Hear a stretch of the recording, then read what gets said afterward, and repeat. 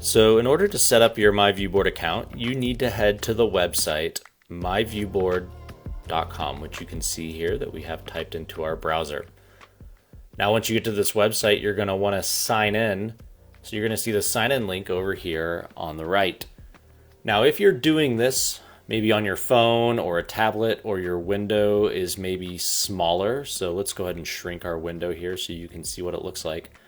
This sign-in window will actually disappear.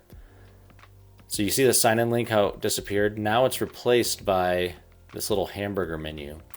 And so if you want to get to that sign-in link, what you have to do is you have to click on that hamburger menu, and you'll see there that the sign-in link to open the sign-in window is down there at the bottom. Let's go ahead and clear this out, and we'll get our window back to full screen, and let's click on that sign-in link. Now on this page, you're going to notice that you have a few different options on what you can sign in with. You'll see you can sign in with Google, Microsoft, Apple. There's also a spot for your email. We recommend choosing the service that your organization uses. So for example, if you use Office 365, you'll want to click that Microsoft logo. I'm going to use Google, so what I'm going to do is I'm going to locate that G, which you can see right here. And all I need to do is click on it. And then that's going to allow me to sign in using my Google account. Once you've signed in, you're going to see your welcome screen. So you can choose if you're an adult or not. Then you're going to see that there are two check boxes. The first one just to agree to the terms. And then the second one, this says agree to the community.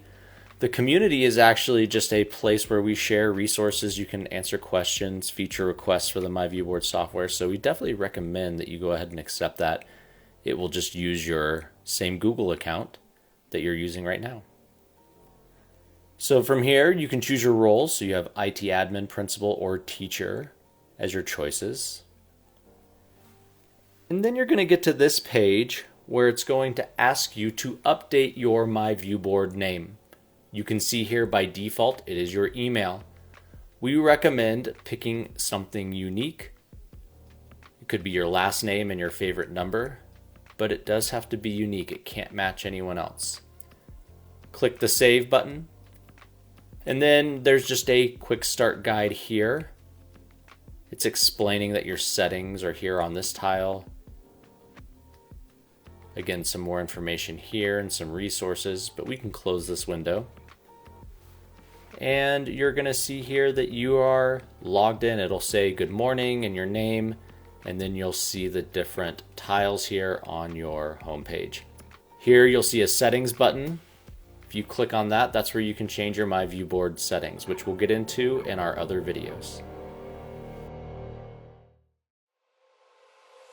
Our ViewSonic certified trainers are excited to work with you. If you'd like to have someone on site or virtually guide you through a hands-on learning, please reach out to pdteamus@viewsonic.com.